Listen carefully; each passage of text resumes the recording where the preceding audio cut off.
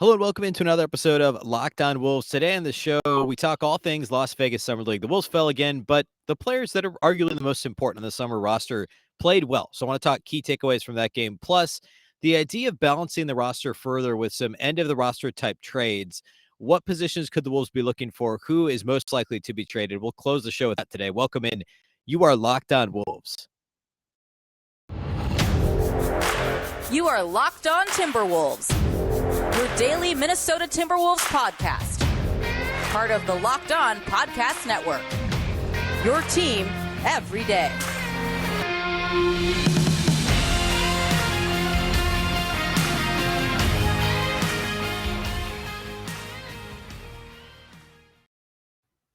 Hello and welcome to the Locked On Wolves podcast, part of the Locked On Podcast Network, your team every day. My name is Ben Beecken. I'm the host of Locked On Wolves. Happy Thursday, everybody, and a big thank you for making Locked On Wolves your first listen every day. Of course, this show is free and available everywhere, including YouTube. If you're watching on YouTube, no, I'm not in my normal location, but it doesn't get much more Minnesotan than this, does it? So here we are. Also, you can listen on Apple, Google, Spotify, Odyssey, anywhere you choose to listen to podcasts. You won't get to see my beautiful woodsy, very real background today, but that's just fine. In fact, watch on YouTube and subscribe on an audio platform. It's all good. I appreciate all of it. You can also follow on Twitter at Locked On T-Wolves. Don't forget the T in Locked On T-Wolves for Twitter. And then also my account is at Beecken, and that's with 2 B's, 2 E's, CKEN. Okay, today on the show, I want to talk about Vegas Summer League. I want to talk about everything that's gone down there. And specifically Wednesday's game, the Wolves lost again, their second consecutive loss in Vegas Summer League. Of course, they had Monday and Tuesday off. They play late Thursday, but played Wednesday in Summer League, lost to Milwaukee. And the most important players on the Summer League roster, for the most part, played well. So I don't want to focus on the game itself much. The Wolves were in the game until the fourth quarter, kind of collapsed in the fourth. But the guys that we're focused on, who is Wendell Moore Jr., and then to a lesser, and obviously Josh Minott, and then also Mateo Spaniolo, and then Kevon Harris, who's been arguably the star of Summer League for the Wolves so far. I want to focus on his game a little bit more. We'll get Wendell Moore out of the way first. He didn't play all that well. He had a couple of nice defensive plays. He had a nice steal and a bucket late in the game when the game was pretty much out of reach. It was like a 3-possession game with a couple minutes to play, and he made a really nice play on the ball and then hit a tough pull-up three. Again, played okay defensively, had a couple of steals, was active. But his shot just still isn't very consistent. He had a couple of corner threes, I think, on maybe 3 attempts in that first game. And then in games 2 and 3 in the Summer League, he just hasn't looked as comfortable from outside the arc. He shot just 3 of 11 overall. Did get to the line 6 times, made 5 of those, a couple of rebounds, a couple of steals. And again, he just appears to be a professional, like ready to be a pro player. It's all there for Wendell Moore. I don't really have any concerns with how he's played. The shot really just hasn't fallen. Otherwise, he's been active. He's been effective with what the Summer Wolves are asking him to do. So I don't want to focus too much on Wendell Moore. Everybody else that the Wolves want to play well played well. Josh Minott did not start in this game. He actually came off the bench. I believe they said on the broadcast that it had something to do with being a little bit banged up still from the game the other day. They weren't sure if he's going to play. He ended up playing. He played 24 minutes off the bench, and he also shot just 3 of 11, the same shooting line as Wendell Moore. But he had 11 rebounds in 24 minutes, 4 of them offensive. He had 3 assists, 2 steals, and a block. So he continues to rack up the stocks, if you will, the steals plus blocks, of course, and be really active defensively. He had another poster dunk, which came off of a nice feed from Kevon Harris. He also himself has really impressive feel. And I said this after the first game. We didn't see it quite as much in game 2 because I think he got a little over aggressive looking for his own shot for scoring 20 plus in game 1. But Minott, the feel that he has for the game, his passing ability, dump offs when he puts the ball on the floor and gets into the paint, dumping it off to a big or a cutter, those plays have been really impressive. I've been really impressed with Minott's feel for the game. For somebody that only played in a handful of college games, I think he started 1 game at the University of Memphis. And people wondered, what is he going to look like as a pro with very little polish, very little seasoning. He's just, a big raw athlete, but he has good feel. He could do a lot of the, the quote unquote do stuff things. And I talked about this. I can't remember anymore if it was Tuesday or Wednesday's show, but one of those 2 shows, I talked about the Wolves' need for a do stuff guy, right? Jared Vanderbilt was that in a lot of ways. And to a lesser extent, Patrick Beverley was kind of the backcourt version of a do stuff player last year for the Wolves. Vanderbilt and Beverley are both gone. And Minott, he's not going to be in the rotation. He's not going to be in the top 11, probably not the top 12. It's going to be few and far between if he gets opportunities to play in non-garbage time at the NBA level. But if it's not this year, or if it's not early in the year, maybe it's late in the season, maybe it's the following year. But if he could fill that do stuff role and play the 4, be able to guard positions 2 through 4, or play some 3, maybe knock down some 3, yes, that would be great. But get steals, get blocks, be active in passing lanes. Really rack up those ancillary statistical categories. That's the role that Josh Minott needs to have in this version of the Timberwolves. And he continues to show that, even if the shooting numbers weren't great. Sometimes the touch isn't outstanding at the rim. But for the most part, the overall feel for the game on both ends of the floor, combined with his aggressiveness. I mean, you'd rather him make aggressive mistakes than be passive defensively or simply jack up shots, offensively. He's putting the ball on the floor and trying to make things happen. And he'll never be a creator per se. He did 3 assists. I shouldn't say never. The Wolves aren't expecting him to be a creator in the next year or two.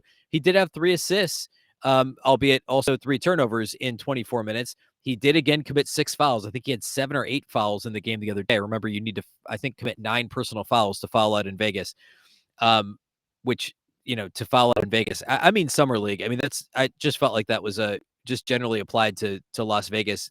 I don't know where I'm going with that, but he did commit 6 fouls in 24 minutes. And of course, that isn't a foul out in Las Vegas Summer League. But the aggressiveness is a good thing, as long as that can be reined in when needed. Of course, now he's never going to play heavy minutes at the NBA level where that's going to be an issue anyway, really. But Minott continues to play well off the bench. I want to key in a little bit more on Kevon Harris and also Mariel Shayok, who I really liked going into Summer League as somebody to keep an eye on. And he's generally played well in Vegas for the Wolves. So I want to talk about those guys here next before moving on to kind of the end of the roster conversation regarding the big Timberwolves, if you will, the actual Timberwolves roster headed to this fall. But first, let's talk about our friends over at Built Bar. From the people who invented healthy and tasty comes the latest gift to your taste buds. You've probably tried the amazing coconut brownie chunk Built Bar. If you haven't, you need to. It's amazing. It tastes exactly like a candy bar. But guess what? Your friends at Built have given coconut brownie chunk the Puffs treatment. That's right, the coconut brownie chunk Built Bar flavor that you love, in a deliciously chewy marshmallow covered in 100% real chocolate. It's like a fluffy cloud of coconut brownie goodness. But stop drooling and listen. They're actually good for you. Low calorie, low sugar, high protein, and all delicious. Coconut brownie chunk puffs are only here for a limited time. You can go to built.com right now to make sure that you don't miss out. They're going fast because they taste amazing. And again, all Built Bars are made with collagen protein, which your body absorbs more efficiently and provides tons of health benefits. You really should eat something that tastes good and is good for you. And again, the best part about Built Puffs is, while they taste amazing, you can be guilt-free. They're actually good for you. They're the perfect treat, perfect when you have a craving, you need to satisfy your sweet tooth, or if you just need a quick, healthy snack. They're an excellent source of that collagen protein. Delicious coconut, rich sweet brownie, creamy marshmallow. Stop fantasizing. Get to Built.com to order your box of coconut brownie chunk Built Puffs right now. Again, Built.com, you can use our promo code LOCKED15, which is what I always use, to get 15% off your order. Again, LOCKED15 to get 15% off your order at Built.com.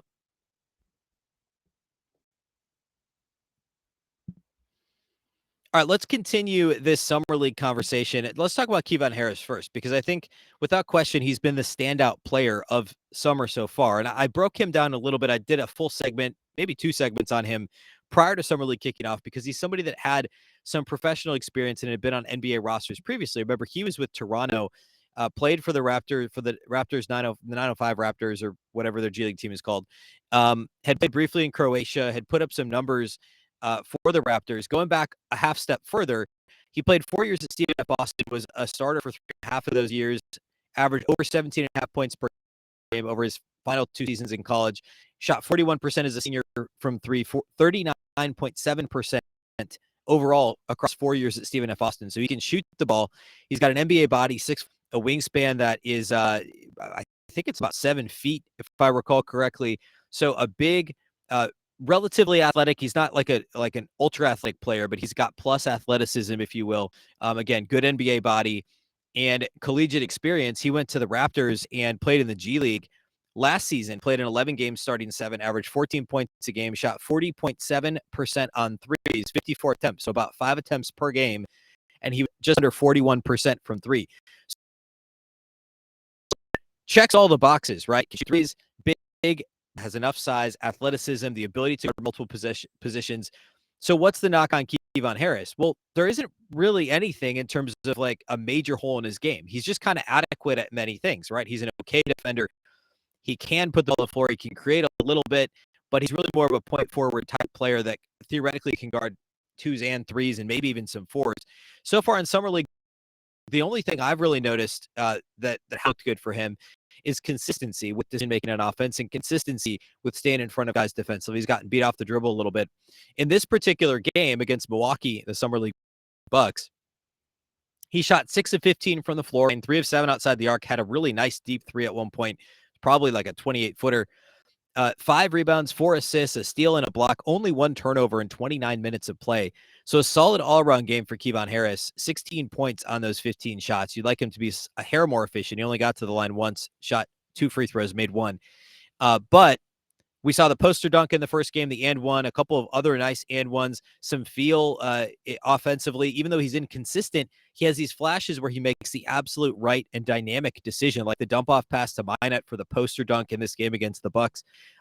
Again, well-rounded player. I don't think there's any one thing that he's outstanding at, but if you can shoot 39, 40% from three, be a solid defender and have size and compete on the glass and maybe be a secondary playmaker if necessary, that's valuable. That's a valuable NBA caliber player, a valuable depth piece.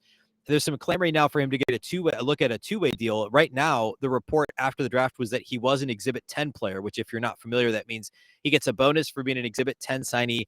He'll get a training camp invitation for the Timberwolves, and then there's also a bonus if he a preferred salary rate and a bonus if he sticks with the G League Iowa Wolves in the Wolves organization. So look for him to be around in training camp. There's always the opportunity for him to be bumped up to a two-way contract. Currently, as of right now, the Wolves don't have anybody on two ways. Josh Minott's a candidate for that as a second-round pick. Of course, Nate Knight could theoretically still sign a two-way deal. He currently has a qualifying offer out as a restricted free agent.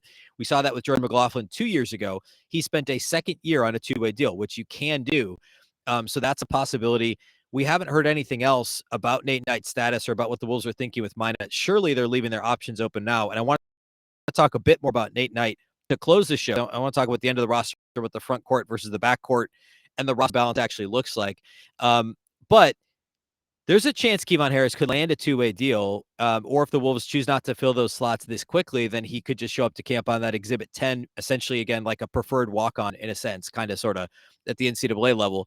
But I like him as a player. There isn't one outstanding skill. I don't know how much projectability there is there because, again, he's a little bit on the older side, given that he was a 4-year player that finished college in 2020. I don't have his birthday in front of me, but I believe that he would probably be 24 going on 25 right now if he's not 25 already. So I don't know how much upside there is there, but there's some value in having a professional, player on a two-way deal that can step in and do some things in terms of being a depth piece and also knock down threes at a 40% clip. I think we've got enough evidence, whether it's G League, going back to college, what he did in Croatia, that also what we've seen so far in Summer League, albeit in 3 games, there is the ability there to shoot and be consistent outside the arc. So keep an eye on Kevon Harris. And everybody wants to talk about him right now, but it's legit. I mean, he's got a shot.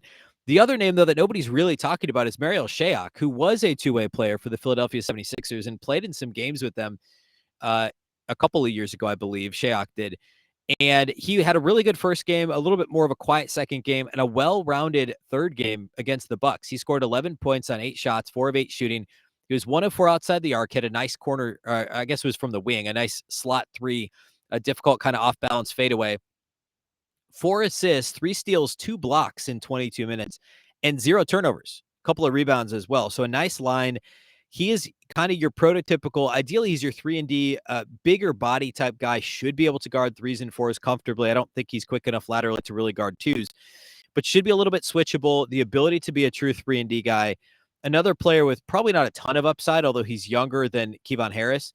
But Shayok, the 4 assists, 3 steals, 2 blocks, no turnovers. Again, we're talking stocks, right? You're looking for guys that can do stuff. You want guys that can do the ancillary things. To pitch in the 4 assists with no turnovers is really nice as well. But he's somebody who should have the ability to knock down open threes and also contribute defensively.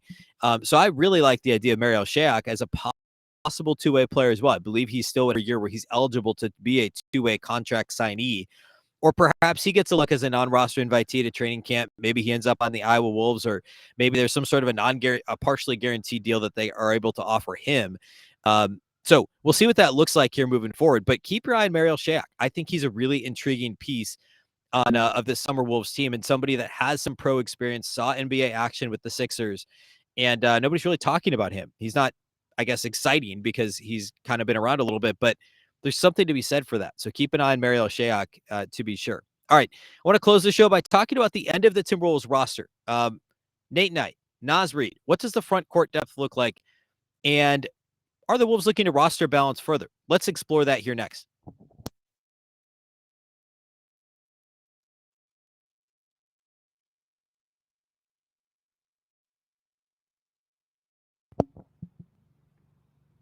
All right, let's talk about the end of the Timberwolves roster and what it looks like and what possibly could they do to further balance the roster. I mean, we're kind of so okay. Here's what started me on this topic: is Bleacher Report had another one of these articles. I believe it was Jake Fisher over at Bleacher Report, where he comes up with a trade idea for every NBA team following the main period of free agency. Now, it's not an unusual exercise. It's a difficult exercise to actually go through and come up with 30 different trades.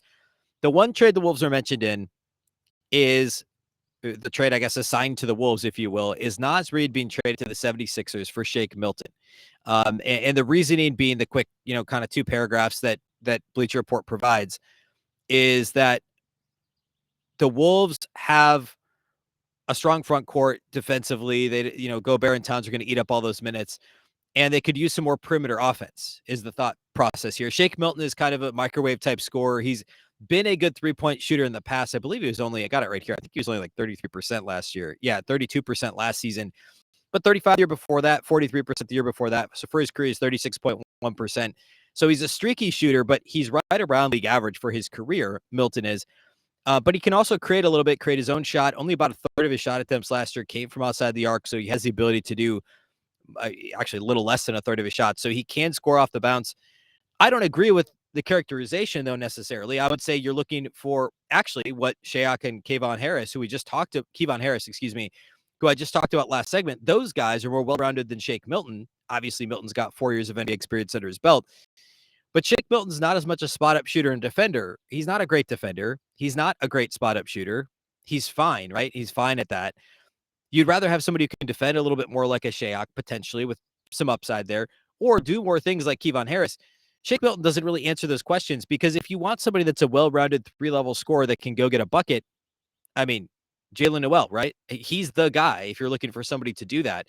And beyond that, I mean, you look at, I don't know, Wendell Moore even is somebody that can do those things. I don't know why Shake Milton, and I'm not at all suggesting that Wendell Moore today is better than Shake Milton today, but why would you trade a depth piece on a good contract in Naz Reid, an outstanding contract in Naz Reid, for Shake Milton, who doesn't add outstanding shooting or defense to your team? He's just kind of a jack of all trades, microwave type scorer who's very streaky. That doesn't really help your roster balance that much, which leads me to my next question that I will ask, and I guess try and attempt to answer myself, is the front court depth really so good that you can afford to just trade Naz Reid for, to balance the roster? I would argue no. I would say that the front court has less depth still than the backcourt. We talked about the rotation on yesterday's show, on Wednesday's show. D'Angelo Russell, Jordan McLaughlin, Anthony Edwards, Jaylen Nowell, Bryn Forbes. That's 5 rotation pieces in your backcourt. You don't need another one. I mean, Taurean Prince could do some things back there. You still got Wendell Moore and Josh Minott, who both could play the 2 or the 3.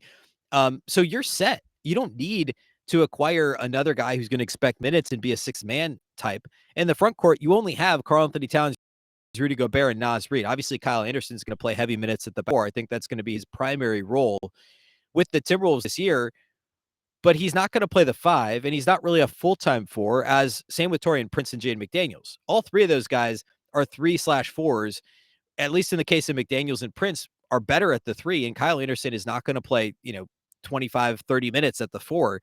And that, I guess you don't need somebody to play that many minutes at the 4, but still, you need a little more depth. You need somebody that could, right? If Karl-Anthony Towns misses a game or 2, gets dinged up or whatever, same with Rudy Gobert, I mean, then what happens? You only have Naz Reid and Kyle Anderson if one of those guys is out. So say Towns misses a game, you've got Gobert, Kyle Anderson, and Naz Reid.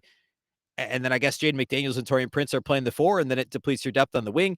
So you need somebody else. Now, Nate Knight's probably the answer to that question, and I think the Wolves want to keep Nate Knight.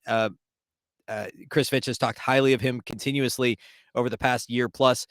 I think it's likely he finds his way back if it's on another two-way deal, or if it's a draw the qualifying and offer him some other sort of a deal. Maybe it's part of the exception or one of the exceptions that they have available. Obviously, there's not much cap space there, but you could fit him into the exception pretty easily. So I believe they've still got the biannual exception. So perhaps that's an option with Nate Knight. But there is the possibility, if they do say they keep Nate Knight and they like his flexibility a bit more than Naz Reid, his physicality on the glass. Nate Knight's a really good rebounder. Naz Reid isn't a great rebounder. Now, Naz is a little more mobile defensively. He certainly has a little bit more, I would say, finesse to his offensive game, maybe some more ability on that end of the floor. But Nate Knight's pretty well-rounded himself. Can also shoot some threes from the court. He's good from the corners, just like Naz Reid.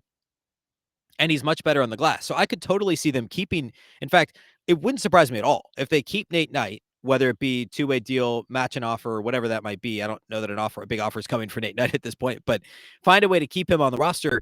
And then perhaps it is flip Naz Reid for, I don't think it's for Shake Milton. I don't think it's for more backcourt help, unless you can find a veteran point guard that you can, match up deals with. Remember, Naz is on a really small deal, so there's not much salary matching going on there. Or it's a future second or a couple of seconds. Naz has value because of his contract. We know he's a viable rotation big, and there's teams that need bigs. So do they flip him for a pair of future second rounders and start to replenish that stable of picks? I would almost guarantee the Timberwolves, and I don't know this, but it feels very likely that I should say, maybe is a better way to say that the Wolves are shopping Naz Reid and holding out for a good package of picks. It just makes sense, right? You have Towns, you have Gobert. Yes, they're going to play together.